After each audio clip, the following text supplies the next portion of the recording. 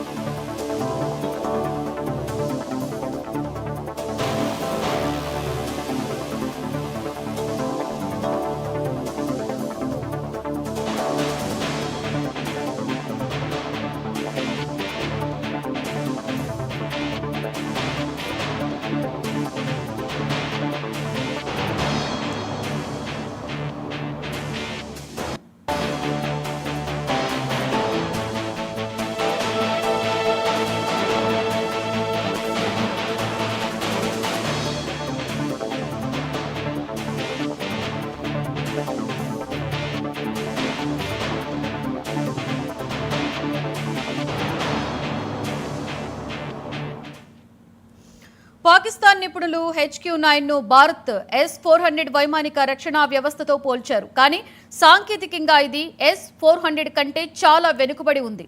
S-400 పరిధి 400 కిలోమీటర్లు. దీన్ని అమలు చేయడానికి కేవలం 5 నిమిషాలు మాత్రమే పడుతోంది. అయితే HQ-9 అమలు చేయడానికి 35 నిమిషాలు పడుతోంది. దీంతో పాటుగా భారతదేశ బ్రహ్మోస్ వంటి సూపర్ సోనిక్ క్షిపణులను అడ్డగించడంలో HQ-9 యొక్క రాడార్ వ్యవస్థ బలహీనంగా ఉందని నిరూపించబడింది.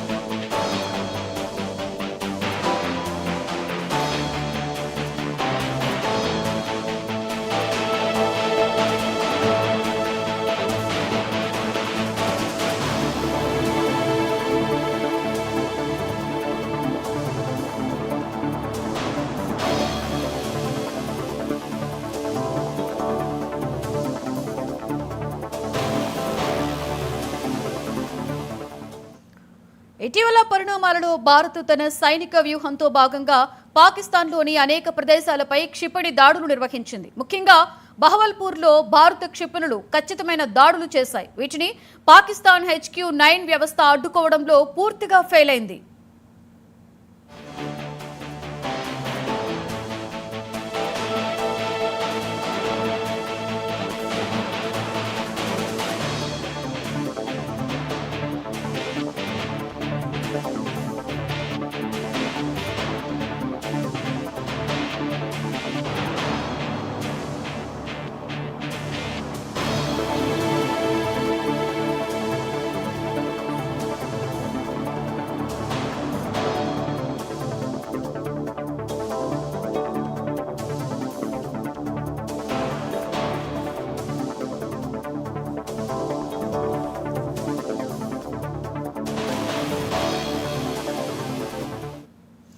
HQ-9 యొక్క రాడార్ వ్యవస్థ భారతదేశం యొక్క S-400 యొక్క బహుళ AESA రాడార్ వలె అధునాతనమైంది కాదని నిరూపితమైంది. ఇది బ్రహ్మోస్ వంటి సూపర్ సోనిక్ క్షిపణులను ట్రాక్ చేయగలదు, కానీ వాటిని ఆపలేకపోయింది. 2022 మార్చి 9న ఇండియా నుండి వచ్చిన బ్రహ్మోస్ క్షిపణి ప్రమాదవశాత్తు పాకిస్తాన్లోని మియాన్ చెన్నులో పడిపోయింది. దీనిని HQ-9 ట్రాక్ చేసింది, కానీ అడ్డుకోలేకపోయింది.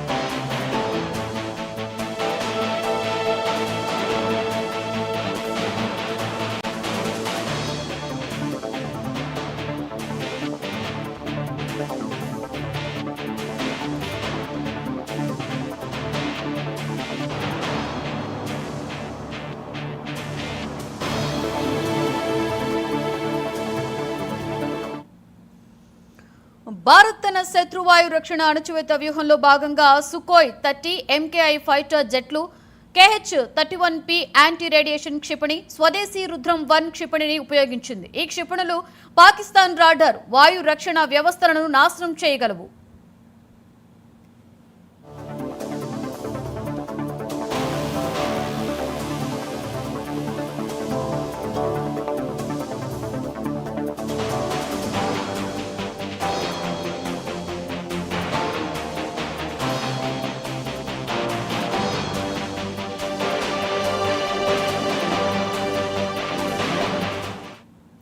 పాకిస్తాన్ తన సైనిక అవసరాలలో 95% కంటే ఎక్కువ చైనాపై ఆధారపడి ఉంటుంది. కానీ చైనా ఆయుధాల నాణ్యత గురించి తరచుగా ప్రశ్నలు తలెత్తుతాయి.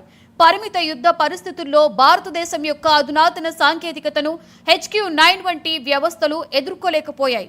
బ్రహ్మోస్, అస్త్ర, రుద్రం వంటి భారత క్షిపణులు అత్యంత ఖచ్చితమైనవి, వేగవంతమైనవి. వాటి వేగం, స్టెల్త్ సామర్థ్యాలు HQ-9 వంటి వ్యవస్థలకు సవాల్గా నిలిచాయి.